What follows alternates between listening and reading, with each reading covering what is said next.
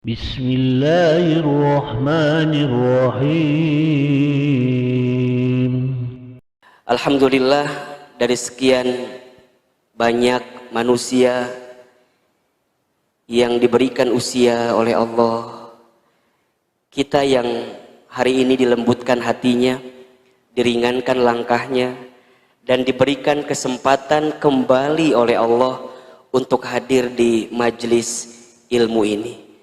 Ahilman dari hati yang paling dalam berdoa berharap kepada Allah, mudah-mudahan setiap langkah Bunda datang ke tempat ini menggugurkan dosa yang pernah kita lakukan.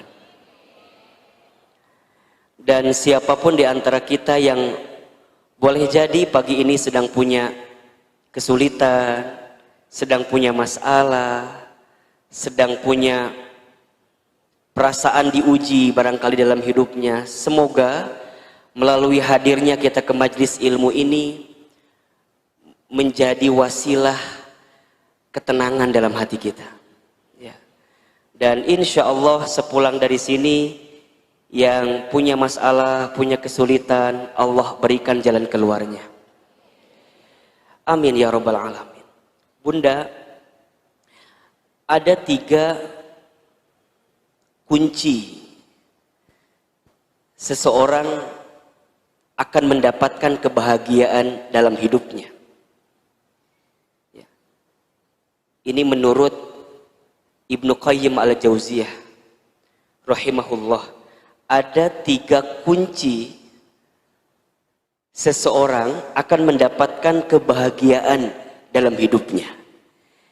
Jika di antara kita, Bunda, Teteh, sayang semua memiliki 3 kunci ini, insya Allah kita bisa mendapatkan kebahagiaan dalam hidup. Karena kalau dilihat dari wajahnya, ini wajah-wajah yang ingin bahagia semua. Betul apa enggak? Saya enggak berani kalau bilang kurang bahagia gitu ya. Saya bilangnya kita semua pasti ingin bahagia. Ahilman, apa di antara 3 kunci kebahagiaan itu? 1, seseorang itu akan bahagia ketika bersyukur saat diberi nikmat. Yang pertama apa? Bersyukur saat diberi nikmat.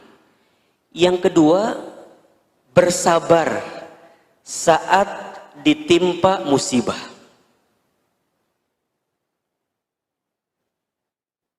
Yang kedua apa? Bersabar saat ditimpa musibah. Dan yang ketiga, bertaubat saat dia pernah berbuat dosa dan kesalahan. Bertaubat saat pernah berbuat dosa dan kesalahan. Saya ulangi, 3 kunci kebahagiaan menurut Ibnu Qayyim al-Jauziyah rahimahullah. 1, bersyukur saat diberi nikmat. Bersabar saat diberi atau ditimpa musibah. Dan bertaubat saat berbuat dosa dan kesalahan. Itulah 3 kunci yang akan menjadikan hidup kita ini, Bunda, bisa berada pada trek jalur menemukan kebahagiaan dalam hidup. Bersyukur itu maknanya berterima kasih kepada Zat yang memberikan nikmat dalam kehidupan kita. Siapa? Allah. Maka yang membuat dia bisa bahagia di awal hari yang dia sedang jalani adalah kalimat yang keluar di lisannya adalah Alhamdulillah. Alhamdulillah. Ketika bangun tidur, apa yang kita baca? Alhamdulillahilladzi ahyana ba'dama amatana wa ilaihin nusyur. Kita kemudian sarapan, makan pagi, setelah makan kita pun mengucapkan kalimat Alhamdulillahilladzi at'amana wa saqana wa ja'alna minal muslimin. Jadi yang keluar di lisannya hanyalah kalimat alhamdulillah, tanda yang paling sederhana dia bersyukur kepada Allah. Makanya berkali-kali Ahilman pernah sampaikan, syukur itu bentuknya ada 3 kan. 1, asyukru bil qalbi, syukur dengan hati. Bagaimana caranya syukur dengan hati? Meyakini dalam hati kita begitu banyak nikmat yang Allah berikan. Setuju nggak? Allah berfirman dalam Al-Quran, jika engkau menghitung nikmat Allah, sehebat apapun kamu menghitungnya, kamu tidak akan bisa menghitung nikmat Allah. Kenapa? Saking banyaknya nikmat Allah. Maka mohon maaf ya, siapapun di antara bunda, di antara kita yang barangkali hari ini sedang disapa dengan masalah, sedang disapa dengan ujian, demi Allah saya sampaikan, nikmat yang Allah berikan jauh lebih besar daripada masalah yang sedang kita hadapi. Catat status hari ini. Nikmat yang Allah berikan lebih besar dari masalah yang sedang kita hadapi. Yang kedua, asyukru bil lisan, kan? Syukur dengan lisan. Minimal dengan mengucapkan kalimat apa? Alhamdulillah. Alhamdulillah. Bahkan ketika kita mendapatkan sesuatu yang tidak kita inginkan pun, yang keluar kalimatnya adalah alhamdulillah. Ketika diberikan nikmat, alhamdulillahilladzi bi ni'matihi tatimmus shalihat. Ketika diberikan sesuatu yang barangkali mohon maaf tak sama dengan apa yang kita inginkan, kita pun keluar kalimatnya alhamdulillah ala kulli hal. Segala puji bagi Allah atas segala sesuatu yang terjadi. Sampai kemudian asyukru bil amal, syukur dengan amal perbuatan. Apa buktinya? Kita mendekat taat kepada Allah. Bunda hari ini ngaji, bentuk syukur. Bunda tadi sholat subuh, bentuk syukur. Bunda tadi sholat tahajud, bentuk syukur. Nanti bunda infak sedekah, bentuk syukur. Bunda baca Quran, bentuk syukur. Bunda ikut kelas tahsin, ikut kelas tahfidz bersama Daku Bogor, itu bentuk syukur. Jadi bentuk syukur kita kepada Allah dengan apa? Dengan menjadikan semua nikmat dari Allah sebagai jalan untuk mendekat kepada Allah. Itu syukur. Itu syukur. Makanya coba dicek dalam kehidupan bunda. Dari sekian banyak nikmat yang Allah berikan kepada kita, sudahkah sepenuhnya digunakan untuk jalan Allah atau bukan? Cek rumah bunda, cek mobil bunda, cek motor bunda, cek suami bunda, cek anak-anak bunda, cek pekerjaan bunda, cek bisnis kita. Kira-kira dengan semua nikmat yang besar itu sudah membuat kita makin dekat dengan Allah atau tidak? Kalau belum, evaluasi, mumpung ada waktu. Mumpung ada waktu. Khawatirnya kita hari ini sibuk dengan urusan dunia, tapi urusan dunia kitalah yang kemudian membuat kita pun juga lupa dari Allah. Jangan-jangan itu. Bunda punya usaha, jangan-jangan usaha bunda yang membuat bunda lupa dari Allah. Bunda punya pekerjaan, jangan-jangan pekerjaan kita yang membuat kita jauh dari Allah. Bunda punya keluarga, jangan-jangan keluarga kita pun juga adalah keluarga yang jauh dari Allah. Maka nanti kalau pulang ke rumah, sampaikan kepada suami, ayah, kita sudah puluhan tahun berumah tangga, kira-kira visi misi rumah tangga kita itu sudah sesuai dengan kemauan Allah atau bukan? Mohon maaf ya, berkali-kali saya sampaikan, rumah tangga itu bunda, atau pernikahan itu bunda, bukan hanya sekedar menyatukan dua hati yang saling mencintai, bukan. Tapi yang paling penting adalah saat kita bersama di rumah tangga, menjadikan rumah tangga kita sebagai jalan untuk mendekatkan surga dalam kehidupan kita. Itu yang paling penting. Makanya bunda perhatikan ya, di awal ayat tentang pernikahan yang biasa dibaca itu, surat Ar-Rum ayat 21, apa kalimat pertamanya? Wa min ayatihi, kan gitu ya. Dan di antara tanda-tanda kekuasaan Allah, makna lainnya adalah dan di antara tanda-tanda yang bisa mendekatkanmu dengan Allah. Maka Yang disebut dengan rumah tangga sakinah, mawaddah, warahmah, rumah tangga yang baik itu rumah tangga yang saat etape proses perjalanannya membuat kita semakin dekat dengan Allah Subhanahu wa taala. Maka ini menjadi penting. Bunda lihat suami, ya. Lihat suami, lihat anak-anak, itu semuanya menjadikan kita makin dekat dengan Allah gitu. Mohon maaf, kalau seandainya suami bunda ternyata keadaannya tidak mampu, mohon maaf ya, menuntun bunda dalam kebaikan, tidak ada alasan, barangkali itulah pahala bagi bunda agar sabar mendampingi suami bunda. Mohon maaf ya, ada istilah rumahku surgaku, betul apa enggak? Rumahku surgaku itu jangan hanya dipahami sebagai keadaan rumah yang suaminya soleh, suaminya baik. Ya kalau gitu mah gampang, betul apa enggak? Bukan hanya itu, tapi rumah tangga, rumahku surgaku itu adalah keadaan yang bagaimanapun keadaannya mampu mendekatkan kita dengan Allah Subhanahu wa taala.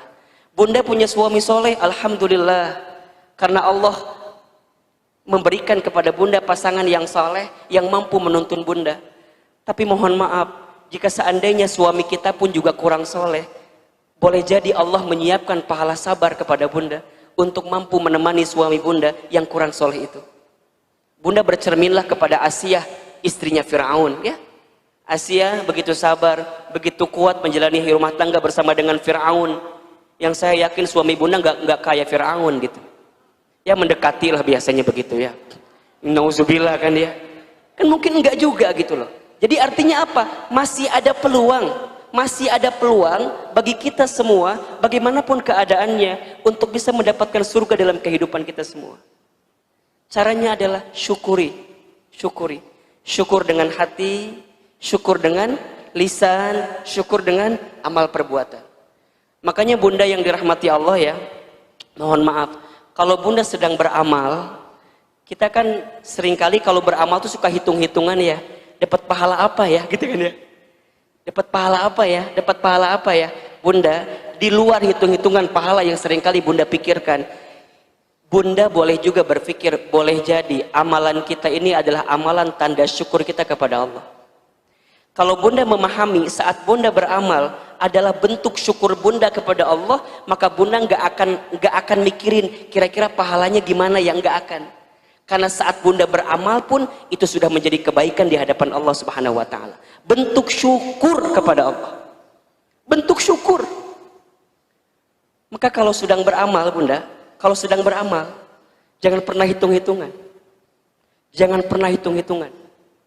Bunda harus yakin, faman ya'mal mithqala dzarratin khairan yarah wa may ya'mal mithqala dzarratin syarran yarah. Barang siapa yang berbuat kebaikan walaupun sebesar biji zarrah, maka Allah akan balas kebaikan itu. Betul apa enggak? Dan barang siapa yang berbuat keburukan sebesar biji zarrah, disembunyikan, ditutupi, mungkin banyak orang yang tidak tahu, mohon maaf, Allah tahu atau tidak? Allah tahu, dan Allah pasti membalas keburukan yang pernah kita lakukan. Bunda saat beramal soleh, lakukan saja. Begitupun saat bunda beramal baik untuk orang lain. Saat bunda berbuat baik untuk orang lain, jangan pernah berpikir hitung-hitungan ya, kira-kira aku akan dapat balasan apa. Kalau gitu jadi capek hidup kita. Udah bunda, kalau berbuat baik jalan aja, niatin karena Allah, lakukan sesuai dengan aturan Allah, maka pasti akan menjadi kebaikan. Kita nggak pernah tahu bunda, mohon maaf ya. Boleh jadi saat bunda tertidur lelap, di luar sana banyak doa-doa kebaikan karena hasil amal kebaikan kita kepada orang lain. Mungkin ada doa orang miskin yang pernah kita kasih makan. Mungkin ada doa orang-orang yang sulit kemudian kita bantu urusannya. Mungkin ada doa orang yang sedang bertengkar, kita hadir mendamaikan pertengkarannya, itu ada kebaikan doa di situ. Mungkin ada kebaikan bunda ngajarin orang lain, Bunda ngasih tahu sama orang lain, dan ada orang yang mendoakan itu kepada kita. Barangkali kebaikan yang kita dapatkan bukan semata-mata hasil ikhtiar kita semata, tapi karena ada doa-doa kebaikan dari orang lain yang mendoakan kita. Maka saat kita berbuat baik, jangan hitung-hitungan, karena setiap kebaikan pasti balasannya adalah kebaikan. Hal jazaul ihsan illal ihsan. Tidak ada kebaikan yang kita lakukan kecuali balasannya adalah kebaikan. Tapi Ahilman, kadang aku sudah berbuat baik ya, tapi balasannya tuh kok kayak nggak sesuai gitu loh dengan apa yang aku lakukan. Pernah nggak kayak gitu? Ada nggak yang pernah ngerasain kayak gitu? Kita sudah berbuat baik tapi balasannya kayak nggak sesuai. Ada nggak? Ada yang ngerasa begitu? Baik, kalau ada yang ngerasa begitu, mulai hari ini bersihkan perasaan itu. Bersihkan perasaan itu. Boleh jadi balasan yang kita dapatkan tidak langsung kontan dengan balasan yang sama dari orang lain.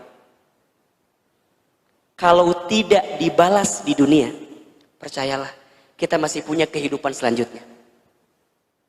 Apa itu? Akhirat. Bunda, tidak semua yang kita lakukan itu balasannya harus dibalas di dunia. Tidak. Ada yang mungkin ditunda, ada yang mungkin dipersiapkan oleh Allah di tempat yang lebih baik. Saat Bunda menjadi seorang istri misalnya, menjadi seorang istri itu profesi yang sangat mulia, Bunda. Bahkan posisi keberadaan yang sangat mulia. Bunda sudah melayani suami misalnya, sudah seakan-akan memberikan yang terbaik bagi suami, tapi suami Bunda mohon maaf mungkin tidak membalas sesuai dengan apa yang Bunda inginkan, bahkan mungkin melukai, ya, mengkhianati dan segala macamnya. Bunda jangan pernah khawatir dengan kebaikan Bunda. Karena boleh jadi Allah siapkan pahala-pahala terbaik untuk Bunda. Mungkin bukan di dunia, mungkin nanti di akhirat. Begitupun juga dengan Bunda yang sebaliknya. Sekarang Bunda punya suami, suami banting tulang, cari nafkah bagi Bunda. Tapi Bunda tidak pandai berterima kasih kepada suami, tidak pandai menerima pemberian suami. Mohon maaf, barangkali suami kita sabar gitu ya, barangkali suami kita tuh tahan dengan kita. Tapi boleh jadi balasannya kepada kita bukan di dunia, mungkin nanti di sana. Makanya kalau sedang hidup di dunia, berusahalah untuk sibuk dengan tanaman-tanaman kebaikan. Karena setiap tanaman kebaikan itu pasti panennya apa? Kebaikan. Tanam aja kebaikan, tanam aja kebaikan. Karena pasti panennya adalah kebaikan. Ustadz, kadang-kadang kalau kita lagi berbuat baik itu suka ada semangatnya, kadang-kadang ada apa? Ada malasnya, kan gitu ya. Bunda, di antara nasihat yang paling jelek dan bisa nguatin kita untuk istiqomah dalam kebaikan adalah zikrul maut, banyak ingat-ingat tentang kematian. Itu aja. Kalau Bunda lagi futur, kalau Bunda lagi down, kalau Bunda lagi merasa lemah, tak berdaya, dan lagi ngerasa malas gitu untuk ngerjain sesuatu yang baik-baik, Bunda ingat yang namanya kematian. Hidup di dunia ini nggak lama, sebentar. Dan dunia ini memang tempat capek, Bunda. Tempat capek. Kapan istirahatnya, Ahilman? Istirahatnya nanti di surga. Dunia ini memang tempat capek, Bunda. Tempat ujian. Tempat kita harus berlelah-lelah, bercapek-capek, nggak apa-apa.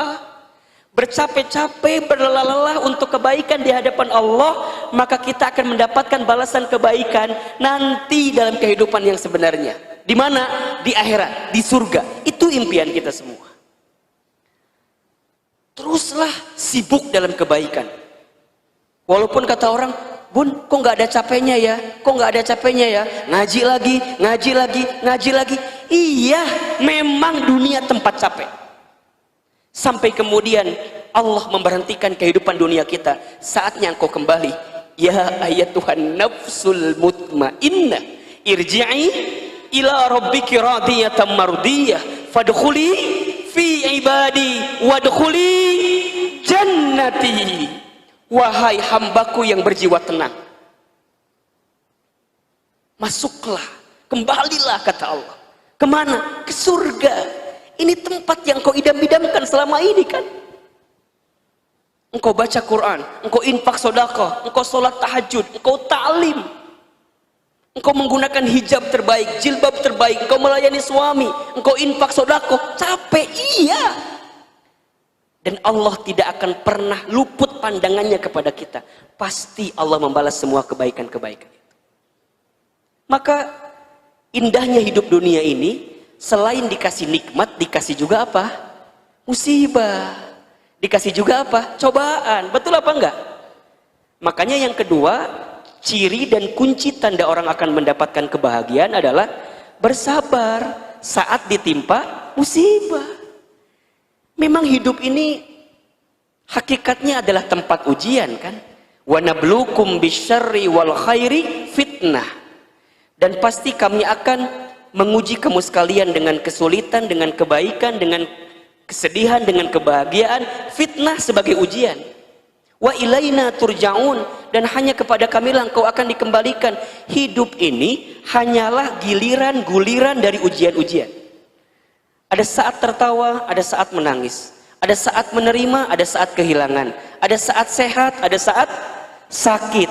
Ada saat kita lapang, ada saat sempit. Ada saat kita kaya, ada saat kita miskin atau cukup. Ada saat kita mendapatkan, ada saat kita melepaskan. Begitulah kehidupan dunia ini.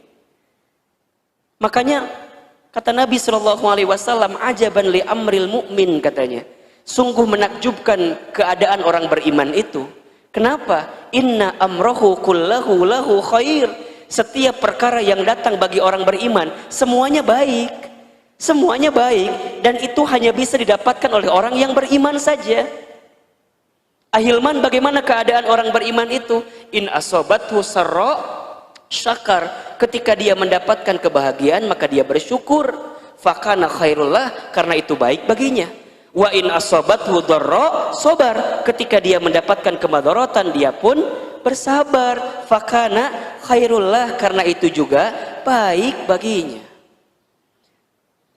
Jadi artinya ujian-ujian dalam hidup ini adalah seni dalam hidup. Kalau bunda hidupnya nggak diuji, flat gitu aja, seru nggak kira-kira? Nggak seru. Dan Allah menguji apa yang diujinya. Alladzi khalaqal mauta wal hayata liyabluwakum ayyukum ahsanu amala wa huwal azizul ghafur. Allah ngasih ujian sama kita, ya. Apa ujian yang sebenarnya?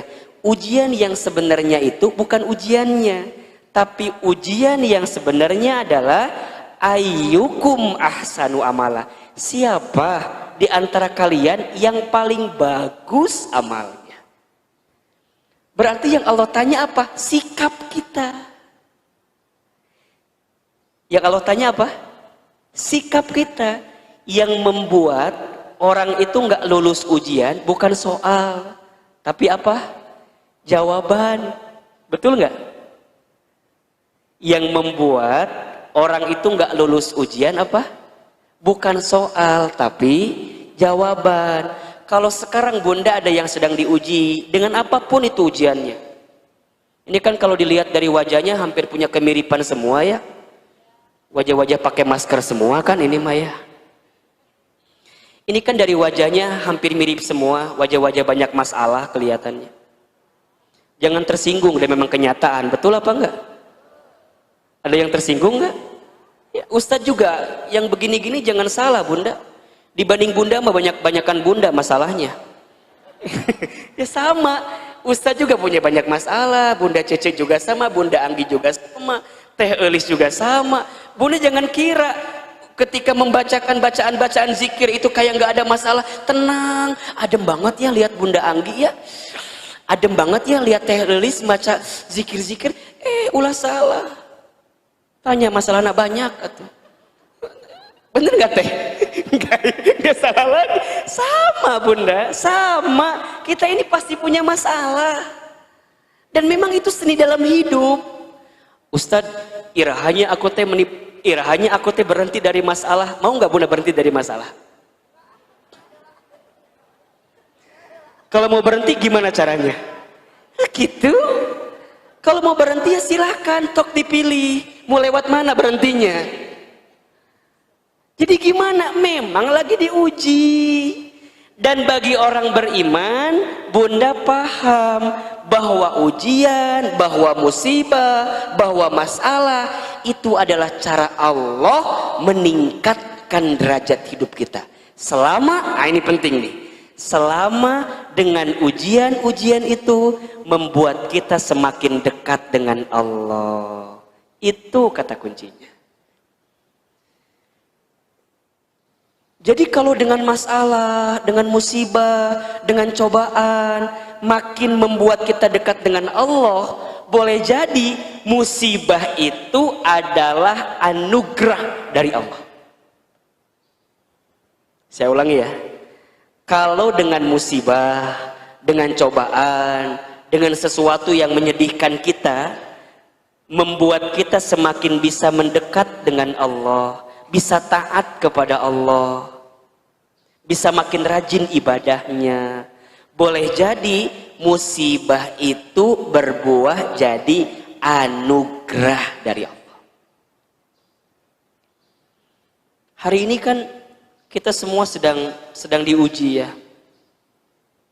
Ada longsor, ada banjir, ada gempa, ya, ada kecelakaan pesawat.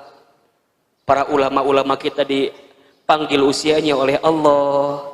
Pandemi Covid belum reda juga, belum selesai juga. Ini kan kita sedang diuji gitu. Nah pertanyaannya adalah, dengan rentetan ujian itu membuat Bunda makin dekat dengan Allah atau tidak gitu. Membuat kita semakin taat dengan Allah atau tidak.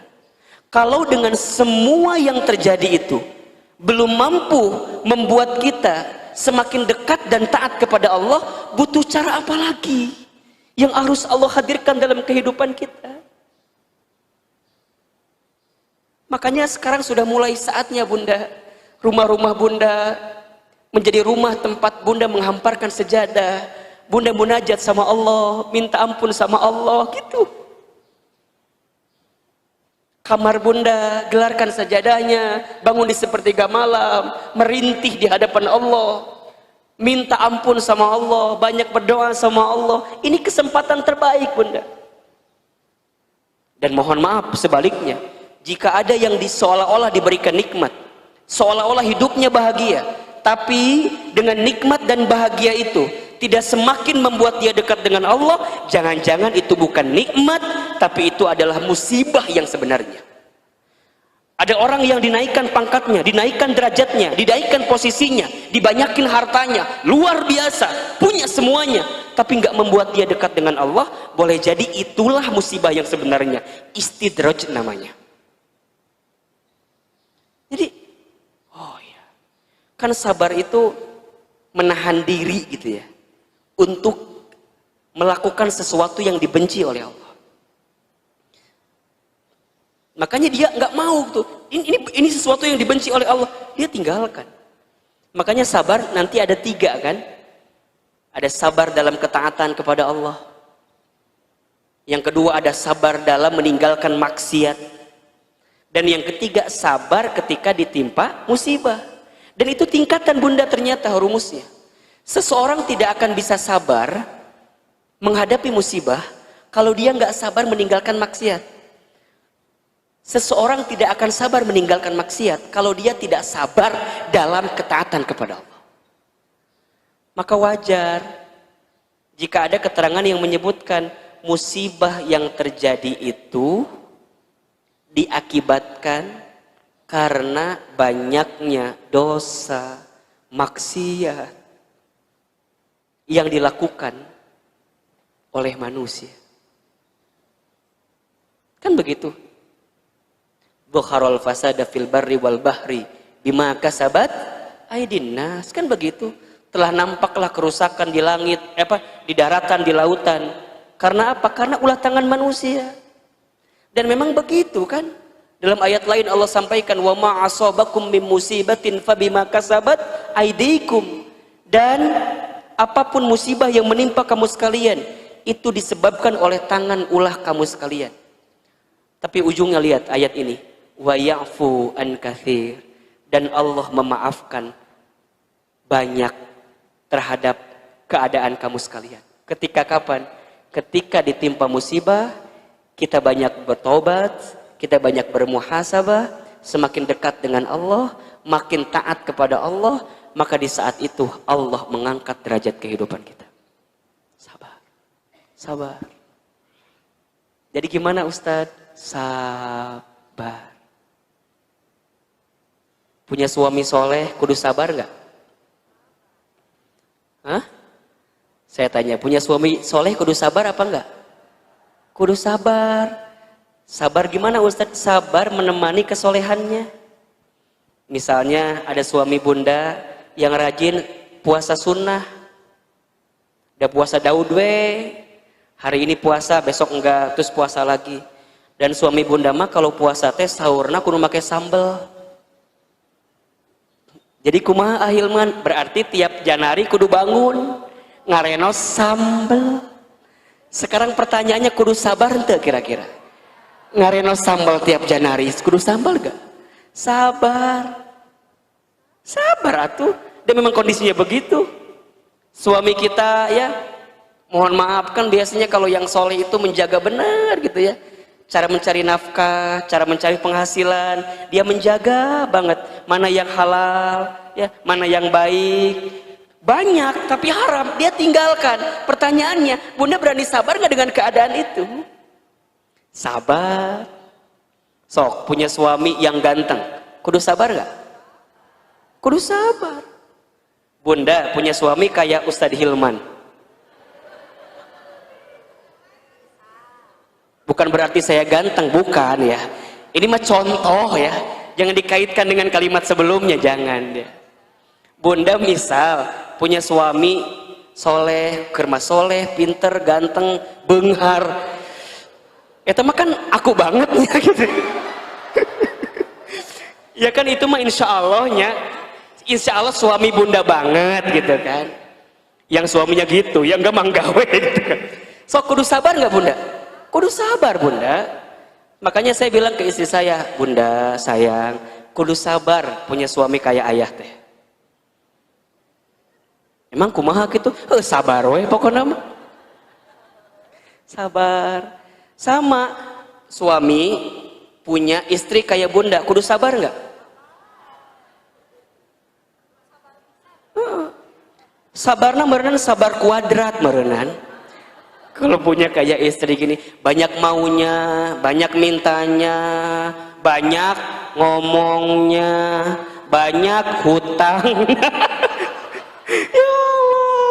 Jadi kudu sabar. Ya memang itu kondisinya bunda. Dan seni. Dan tidak ada nikmat kesabaran pada akhirnya balasannya adalah kebahagiaan yang paling hakiki. Apa itu? Surga. Surga. Makanya kalau ada yang nanya, Ahilman, sabar teh ada batasnya apa enggak ya? Kalau saya jawabannya enggak ada. Yang sering membatasi siapa? Kita. Kita sendiri. Selama kita hidup sabar. Makanya perintahnya apa? Ya ayyuhalladzina amanu sta'inu bis sabri was shalah. Wahai orang-orang beriman, minta tolonglah kepada Allah dengan apa? Sabar dan sholat. Bahkan bunda, nanti di pintu surga akan ada panggilan khusus bagi orang yang sabar. Itu ada di surat Ar-Ra'd kalau tidak salah, ayat 24 kalau tidak salah. Ada panggilannya, salamun alaikum bima sobartum. Selamat untuk kamu sekalian, sobartum, yang sabar atas kesabaran kamu sekalian. Kalau dia sabar, berarti apa kata kuncinya? Berarti diuji. Makin banyak ujiannya dalam hidup, kemudian dia makin sabar, makin dekat surga dalam kehidupannya. Jadi kalau orang tahu begitu rumusnya, kalau sedang diuji dia senang banget. Yes, diuji. Halo? Halo? Jadi kalau diuji dia senang banget. Alhamdulillah, diuji. Berarti dianggap kita teh sama Allah. Mohon maaf kalau bunda dilepasin begitu aja, dibuat enak, dibuat santai, dibuat tenang, dibuat kayaknya nggak ada masalah. Bunda lupa sama Allah, itulah musibah yang sebenarnya. Tapi kan Ustadz kadang-kadang tekuat, kumaha atunya, atuh maut, we tekuat mah, tekuat. La yukallifullahu nafsan illa usaha. Allah nggak akan mungkin nguji kita di luar batas kemampuan kita. Jadi itu rumusnya dibalik-balikin gitu. Jadi kalau bunda lagi ngomong sama suami, kan mohon maaf ya, mungkin kondisi lagi sulit, kadang-kadang curhat, ayah, ini kia-kia teh ngirup teh ayahnya, ayahnya memang susah teh, cek suami teh, oh nyahmanya, ini memang asa kia hirup tehnya, yuk kita pergi ke mana, ke Kali Cikeas, naon orang pali dulu ayahnya, jadi putus asa, weh kita teh hirup teh, karena kita nggak tahu rumusnya. Tapi kalau kita makin yakin rumusnya, makin ngerti rumusnya, bilang ketika si ayah ngeluh, mah, ayah teh sekarang gajinya nggak full kayak dulu, biasa 5 juta, ayah nama 500. Ayah kumaha. Kita tuh ada sok ya kan ya. Awalnya ada bijak gitunya, ada bijak. Pasti bilang 500, kela-kela ayah ulang ini ngomong naon dia teh kumaha. Biasanya 5 juta, akhirnya 500. Lamun bunda yang gak yakin, kira-kira apa jawabannya? Ayah, kamu mikir gak? Kan kita tuh punya cicilan panci 300. Cicilan lomari, nucan kabayar kamari kan ayah 400. Can beas, can budak orang kan SPP tiap bulan mayar. 500 mahi kana naon atuh? Kira-kira begitu jawabannya. Kalau yang nggak ada iman, kalau nggak yakin sama Allah, betul apa enggak? Suami digituin, kira-kira apa jawabannya? Ya, tidak bapak ngerti, bapak ngitung, musahamun gitu, bapak mendingan kena corona, weh. Ujungnya jadi stres, imun berkurang, jadi pabaliut hurufnya, bener deh? Iya nggak kira-kira? Coba kalau bunda begini jawabannya, bun, ayah teh biasa 500.000, biasa 5 juta, ayeuna mah sabaraha? 500. Bunda gini jawabannya. Masya Allah ayah, peluk suami bunda teh. Set.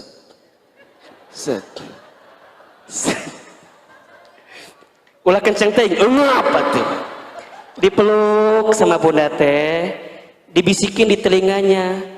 Ayah mikir tuh gitu. Jangan gitu atuh. Bunda peluk, bilang, ayah nggak apa-apa, yakin kalau sekarang ayah 500.000 dapatnya, mama bunda insya Allah nguatin, cukupin.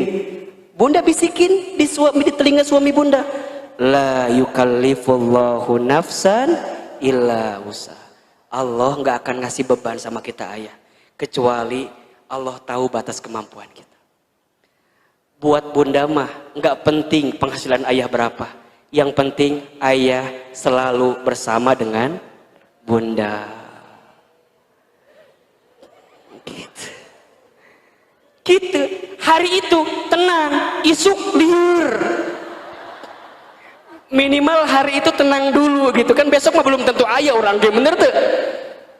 Bisa aja bunda pagi-pagi ngomong gitu kan, bisa aja sorenya meninggal, bener nggak? Ayah, kalau dilihat dari wajah ayah mada, ayah teh nggak akan lama lagi kelihatannya. Udah pasrah. Sok we mama nyerahkeun ka Allah. Bade dicanak bapak ayeuna mangga. Bade enjing lebih cepat lebih baik. Jadi saling nguatin di rumah tangga, bukan saling melemahkan. Bahkan jangan saling menyalahkan. Sabar bunda, ini hidup inilah. Sampai yang terakhir, kalau bunda mau bahagia, bertaubat, banyak taubat. Saat kita sudah berbuat dosa. Bunda, yang membuat manusia itu mulia karena apa? Karena manusia bertaubat. Iblis kenapa hina? Iblis kenapa hina? Karena dia sudah tahu berbuat salah, sudah tahu mungkar, berbuat gak baik dalam hidupnya, tapi nggak mau bertaubat di hadapan Allah. Tapi yang membuat manusia itu menjadi mulia saat dia pernah berbuat dosa, kemudian dia segera bertaubat kepada Allah. Itu yang menjadi kemuliaan kita. Makanya Allah itu suka kepada orang yang sering bertaubat ya. Innallaha yuhibbut tawwabina wa yuhibbul mutatahhirin. Sesungguhnya Allah mencintai orang yang banyak bertaubat dan orang yang mensucikan diri. Udah bunda, jangan sibuk dengan aib orang lain. Jangan sibuk dengan kesalahan orang lain. Sibuklah dengan aib kita. Karena aib kita juga jauh lebih banyak daripada aib orang lain. Banyak nangis sama Allah. Banyak mohon ampun, istighfar. Dikit-dikit istighfar. Astagfirullah. Kalau bunda dapat kesulitan nih, kalimat pertamanya ya tentu innalillah, kemudian alhamdulillah, boleh jadi juga astagfirullah, ya Allah. Banyak dosa ya Allah. Makanya kalau ada orang yang ngajak ngegosip, ngajak gegibah, dia nggak mau. Cek Ida. Nges poho ka Cek Ida teh, diingetkeun deui Cek Ida. Jadi kadieu nyambung deui Cek Ida teh. Misalnya ada yang ngajak ngobrol, Cek Ida, kadieu. Naon apal tuh? Cetuti.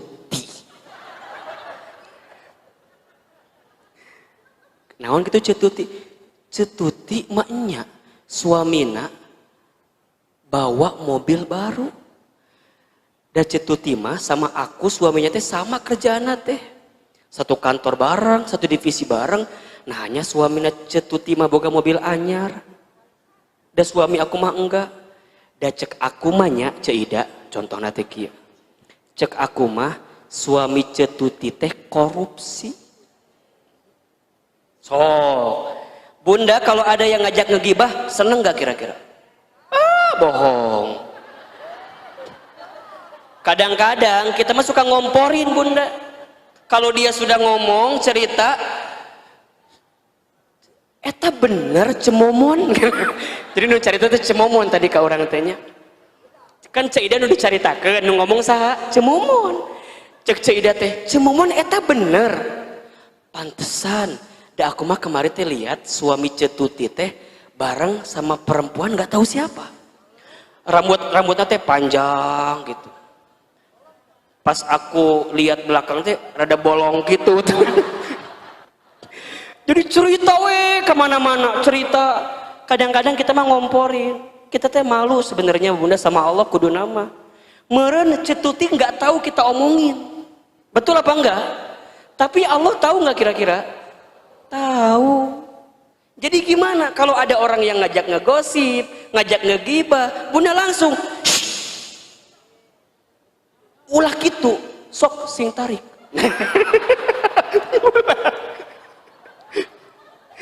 Ulah gitu. Ulah gitu. Jempe. Jadi bunda kalau nggak, tapi Ustaz si eta mah ngomong wae terus.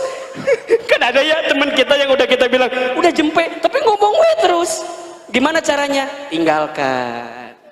Tinggalkan ulah ieu mah. Aku teh nggak mau denger. Tapi cicing di samping dia.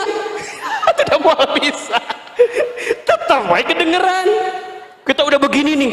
Aku mah cemamon, aku mah nggak mau denger. Nggak takut aku mah. Kieu we, kieu.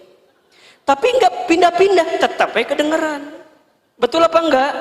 Tinggalkan. Biasakan untuk menghindari sesuatu yang sia-sia bunda. Itu mah udah sia-sia ya, dosa lagi. Gibah itu tahu bunda dosanya apa? Seperti memakan bangkai saudaranya.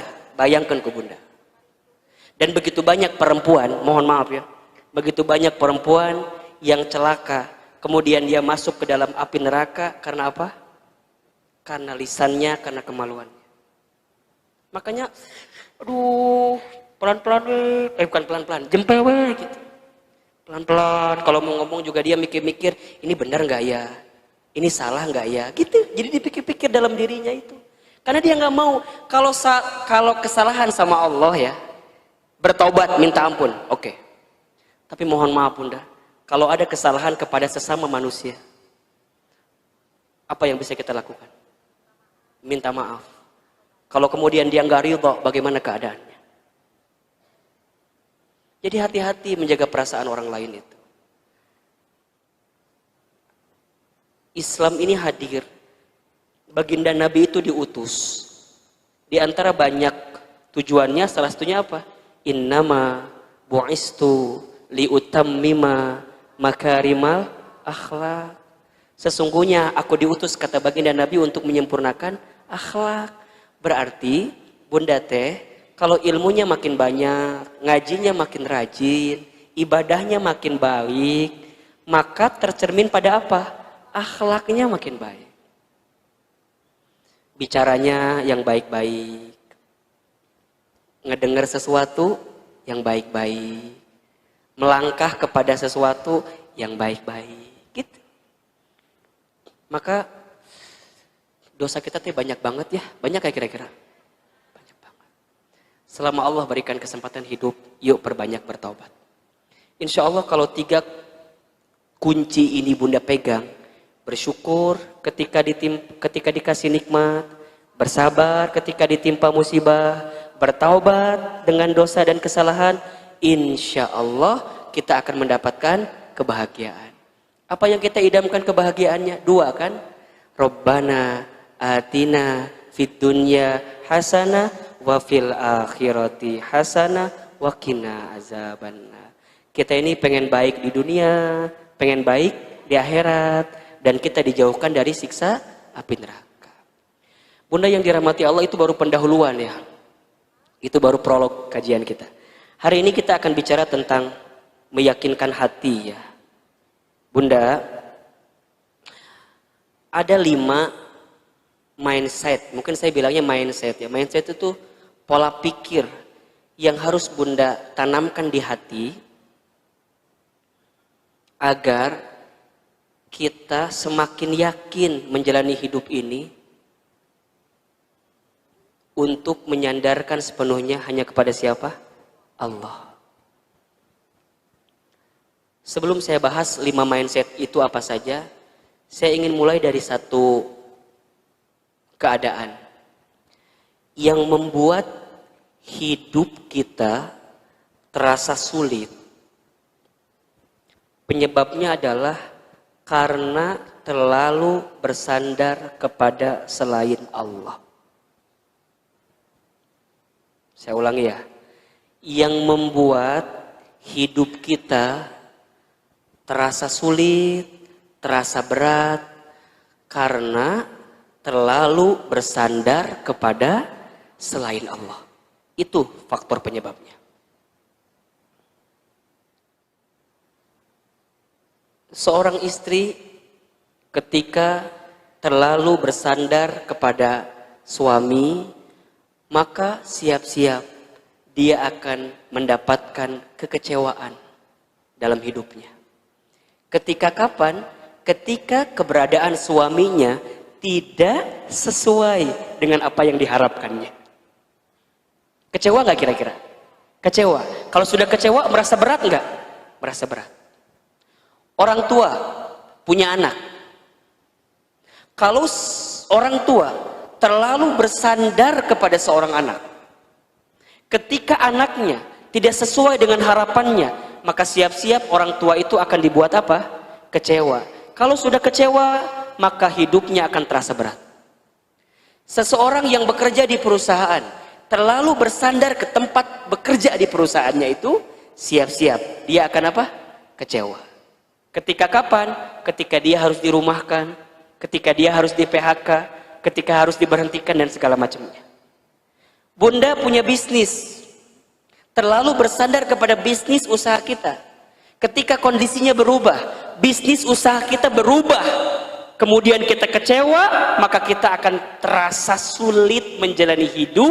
Alasannya apa? Karena terlalu bersandar kepada bisnis usaha kita.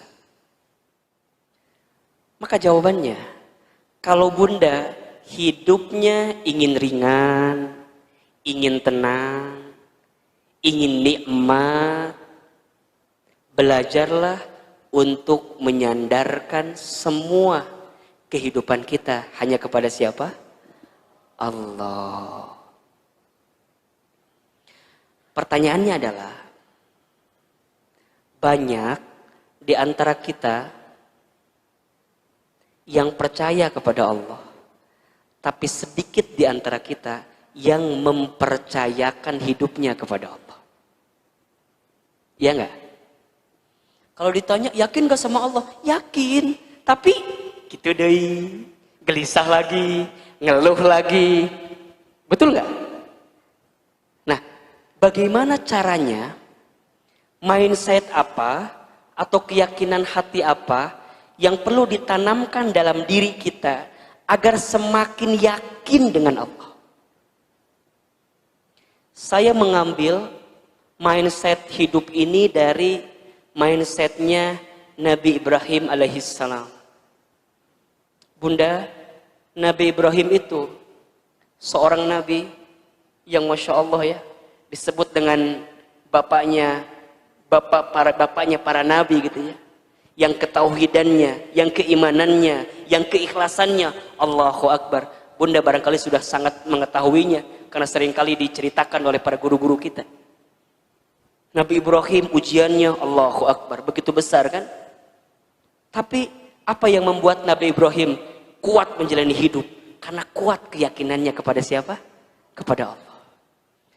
Nah, Ahilman, apa di antara keyakinan-keyakinan Nabi Ibrahim alaihissalam yang bisa kita pelajari, kemudian kita tanamkan di hati kita agar makin yakin dengan Allah? Bunda buka surat Asy-Syu'ara, surat ke-26 ayat 78 ya, sampai ayat 82 ya. Kita bahas ini, kan tadi 5 ya. Surat Asy-Syu'ara ayat 78 sampai 82. Ini berisikan tentang 5 mindset dalam hidup ya, terinspirasi dari Nabi Ibrahim alaihissalam, yang akan membuat kita semakin yakin dengan Allah. Jadi kalau Bunda sedang menghadapi kesulitan, sedang menjalani hidup, maka yakini 5 mindset ini. Oke, kita bahas satu persatu ya. Yang pertama, keyakinan dalam hati kita yang perlu kita tanamkan adalah A'udzubillahi minasyaitonirrajim. Bismillahirrahmanirrahim. Allazi khalaqani fahuwa yahdin. Allazi khalaqani fahuwa yahdin. Dialah Allah yang telah menciptakan aku, maka dialah Allah yang menunjukkan jalan kepadaku atau memberi petunjuk kepadaku. Ini keyakinan pertama. Dialah Allah yang menciptakan aku, dan dialah Allah yang memberikan petunjuk kepadaku. Bunda, yang menciptakan kita siapa? Yang menciptakan kita siapa? Allah. Kalau Allah yang menciptakan kita, berarti yang mengatur urusan hidup kita siapa? Allah. Nah sekarang pertanyaannya, Bunda dalam hidup ngikutin aturannya siapa? Kalau Bunda hidupnya ngikutin aturan kita, aturan saya, aturan yang jadi maunya kita, bukan aturan Allah, maka siap-siap kita akan dibuat sulit dalam hidup. Kita paham, kita yakin Allah yang menciptakanku, berarti Allah yang mengatur urusan hidupku, Berarti kalau kita ingin hidupnya benar, ingin hidupnya baik, ikuti aturan yang mengatur hidup kita, yaitu Allah. Allah menciptakan aku. Gak mungkin Allah menelantarkanku. Gak mungkin Allah meninggalkanku. Gak mungkin Allah menyesatkanku. Gak mungkin Allah menjauhiku. Selama aku ngikutin maunya Allah, pasti Allah nunjukin jalan terbaik untuk aku. Ketemu rumusnya gak? Kalau bunda yakin yang menciptakan kita adalah Allah, maka bunda pun juga harus yakin yang ngatur urusan hidup kita siapa? Allah. Kalau bunda yakin yang ngatur urusan hidup kita adalah Allah, maka bunda akan serahkan sepenuhnya kepada siapa? Allah. Bunda, coba tengok bagaimana kisahnya Nabi Ibrahim alaihissalam. Ketika Nabi Ibrahim alaihissalam menikah dengan Hajar, kemudian punya seorang anak bernama Ismail, oleh Allah diperintahkan untuk dibawa ke sebuah tempat ya, biwadin ghairi di jara'in tempatnya, tempat yang tandus, bahkan tidak ada tumbuhan yang tumbuh di sana, tidak ada hewan yang tinggal di sana, tidak ada manusia yang berkeliaran hidup di sana, tidak. Dibawa ke tempat yang begitu jauh. Sampai kemudian udah sampai di lokasi itu, Nabi Ibrahim diperintahkan oleh Allah untuk meninggalkan Hajar bersama Ismail. Kebayang gak keadaannya? Dari satu tempat dibawa ke tempat yang begitu rumit luar biasa. Dibawa. Udah sampai di lokasi disuruh apa? Meninggalkan.